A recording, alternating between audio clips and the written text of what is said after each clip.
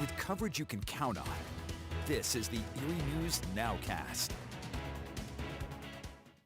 Good morning and thanks for joining us for the Erie News NOWCAST. I'm Molly Samora. We begin with breaking news out of the state of Indiana with authorities on scene of the nation's latest mass shooting. It happened overnight at the FedEx facility in Indianapolis, and police are now saying at least 9 people are dead, including the gunman. Police say they responded to the shots being fired shortly after 11 p.m. local time. When they arrived on scene, they came in contact with an active shooter incident. They say the shooter has since taken his own life. At least 8 people were found dead at the scene. More were injured and taken to the hospital. An investigation into a motive is still now underway. And FedEx said it was aware of the shooting, calling it tragic, and they said their thoughts are with those who are affected. It also said safety is their top priority, and they're working to gather more information and are cooperating with investigating authorities. Again, at least 9 people are dead after a shooting at the FedEx facility in Indianapolis, Indiana. We'll continue to monitor this situation throughout your Friday. And let's get to the latest new developments in the ongoing coronavirus fight.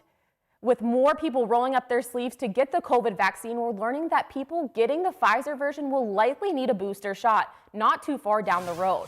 That's the word from the CEO of Pfizer. He says the booster vaccine would likely be needed within 12 months of the first round of shots. He also says it's possible people will need to get vaccinated against the coronavirus annually. Although still needs more research, Pfizer CEO says virus variants will play a key role, and researchers still don't know how long protection lasts once someone has been fully vaccinated. As we wait on the word from the CDC on the long-term future of the Johnson & Johnson vaccine, Pennsylvania has extended its pause on those shots. It's now set to last 4 additional days through next Saturday, April 24th. The decision comes one day after the CDC held an hours-long meeting about those 6 blood clot reports among the nearly 7 million people who got that single shot. Panel members say they need more information and don't expect to have a final call for a few weeks. All 50 states have paused the Johnson & Johnson vaccine rollout. And with the Johnson & Johnson shot stopping for the next week, many have expressed concern over the adverse effects of the vaccine will have on you. With vaccine clinics already seeing less people coming out for the shot and the recent shots pause in the Johnson & Johnson vaccine, this has caused more people to be weary in whether to get vaccinated or not. Our Erie News Now, Elena Jonathan reports. The vaccine has been a hot topic for many. For some people in Erie, they are still unsure whether or not to get vaccinated.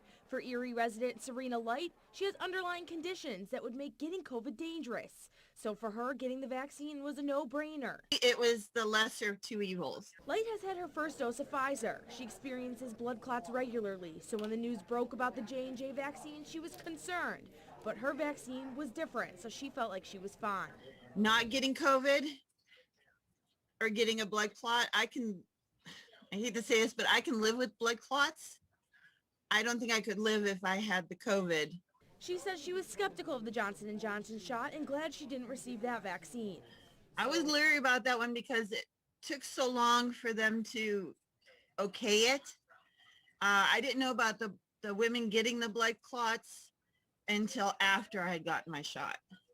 Even though she's half vaccinated, Light is still hesitant about letting her son get the vaccine. My son is 9, and I am not pushing him to get a shot at this time. Just because, you know, we've gotten so much research on adults, but nothing on children. Elena Jonathan, Erie News Now.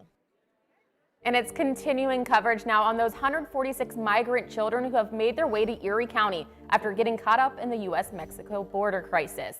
When we first broke the story last week, we told you those Summit Township dormitories had room for close to 650 kids, and we've got new details on just how many kids are expected to come here. A rep from the Department of Health and Human Services tells Erie News Now that a maximum of 418 children will be housed at what they're calling the Pennsylvania International Academy in Summit Township. They say that max number those dorms can hold before it turns back into an overcrowded situation like the one down at those Border Patrol facilities in Texas. Right now, it's all girls at the dorms. The feds say it'll eventually be a mix of boys and girls, but still no official word on when we could see more children arrive here in Erie. A popular spot last summer during the start of the pandemic is set to open for the season. That's the Sunset Drive-In down in Waterford. After a busy season last year of adapting to all the changes and waiting for the green light to open, they're excited to open up for the first time this season. Their concession stands and flea markets will also be open for families to enjoy. Owner Dennis Coper says even though they were outdoor activities for families to enjoy, all the restrictions on their business made things very difficult.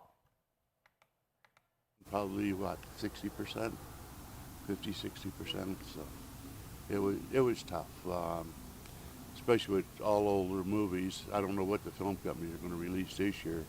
Godzilla's one of the new movies, so we're going to be lucky with that. But I don't know what's coming up, down the line, if it's going to be older movies or newer movies. Tickets at the Sunset Drive-In are $8, and this weekend, Godzilla vs. Kong and Wonder Woman 1984 are the opening attractions. Erie News Now is continuing to get you ready for summer with a look at whether or not summer staples will be a go or no-go because of the pandemic this year. And we're taking a bit of a regional approach, checking out some of the more popular amusement parks across the tri-state area. And we begin at Sandusky, Ohio's Cedar Point. This is what it looks like from the seat of Cedar Point's very popular Magnum XL 200 roller coaster. Park leaders have announced their plans to bring back early access passes this summer, but there are some big differences based on which pass you have. Platinum pass holders get access to rides, 24 rides, including 7 roller coasters, for 1 hour before the general public. For Gold Pass holders, it's 30 minutes early entry and 19 ride options. Cedar Point's opening day is set for May 14th. Up in Western New York, Six Flags Darien Lake has been busy hiring workers for the new season. It'll be their first summer in operation since COVID-19 hit. The current plan calls for Darien Lake to open for the season May 21st. There's still the potential for capacity limits. Season pass holders are currently available for $50, and Darien Lake leaders say anyone who bought a season pass for last year can use it here in 2021. Down near Pittsburgh, the historic Kennywood Amusement Park is getting ready to return. Last year, their Jackrabbit roller coaster missed its 100th birthday, and their football-themed Steel Curtain coaster missed its grand opening. Now the park is preparing for their 2021 season to start on May 8th. The current plan calls for limited capacity, limited hours, and what park leaders are calling a conservative budget. The schedule has Kennywood closed Mondays and Tuesdays this summer. You can get a look at all this information by heading to erienewsnow.com. And thanks for joining us today for the Erie News Now Nowcast. Our David Walter will have a look at the weather for you as well as all the latest stories at noon on WSCE. Make it a great weekend.